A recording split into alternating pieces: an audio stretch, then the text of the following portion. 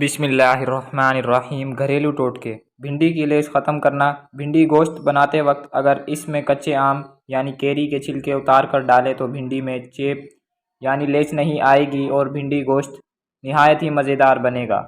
کپڑے سے زنگ کا داغ۔ اگر کپڑے پر زنگ کا داغ لگ جائے تو پریشان ہونے کی ضرورت نہیں۔ آپ ایسا کریں کہ اس کپڑے کو دودھ میں 1 گھنٹے کے لیے بھگو دیں اور پھر صابن سے دھو لیں، داغ ختم ہو جائے گا۔ مسور کی دال جلد گلائیں۔ مسور کی دال پکاتے وقت اگر اس میں ہلدی یا گھی شروع میں ہی ملا دیں تو اس سے دال جلدی گل جائے گی۔ کھلے ہوئے اور دانے دار چاول پکانے کے لیے اگر آپ چاہتے ہیں کہ آپ کے چاول کھلے ہوئے اور لمبے چاول پکیں تو چاول ابالتے وقت اگر چاول میں 1 چمچ سرکہ ڈال کر ابالیں تو چاول دانے دار، لمبے لمبے اور کھلے کھلے بنیں گے۔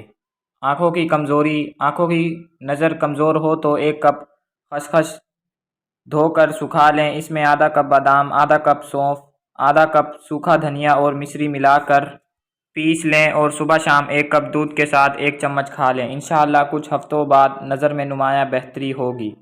روسٹ نرم کرنا۔ روسٹ گوشت خستہ و نرم کرنے کے لیے پہلے اس پر آدھی پیالی سرکہ میں 1 چمچ میٹھا سوڈا اور 1 چمچ چینی گھول کر ڈال دیں، گوشت خستہ نرم ہو جائے گا۔ اگر میری ویڈیو آپ کو پسند آئی ہو تو لائک لازمی کر دیجیے گا، اور اگر آپ میرے چینل پر نئے ہیں تو میرے چینل کو ضرور سبسکرائب کر لیں۔